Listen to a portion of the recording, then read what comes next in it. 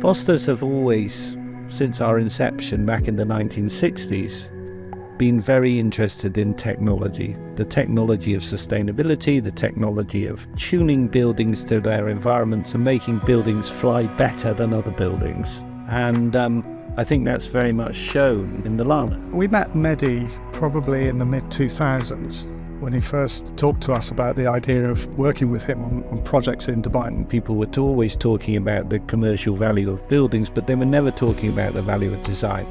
And Mahdi was very clear from day one that he felt that the reason we were talking was because the design would be better and that would bring greater value to everybody who inhabited the building. The whole way the building interfaces with the public realm, particularly on the marina side, I think is really quite successful. The interlocking fingers of the building effectively created these spaces within the building that we called gardens. It had landscape in it, it was outside, and really that kind of started to form some strong ideas about creating this very unusual form of the building.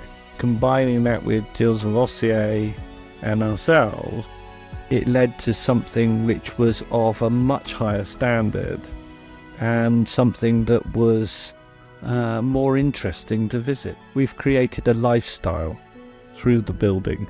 There's a great distinctiveness in the building's architecture. The long columns that jump through the gardens, they really lock it in as something which is recognisable.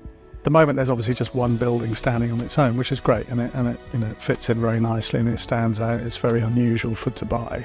So I think the opportunity to then start to grow some other buildings of the same family in sort of proximity to that and actually create this district, I mean, it's going to be another few years before we see that. But I think, to see it form part of that new district, I think is going to be really interesting. It'll change the culture of Business Bay. You're going to end up with more and more like-minded people all in one place, and that's going to give it a vibrancy that a single standalone building couldn't do in the same way as it could if it sits with other buildings. And I think that's what's really going to change the place.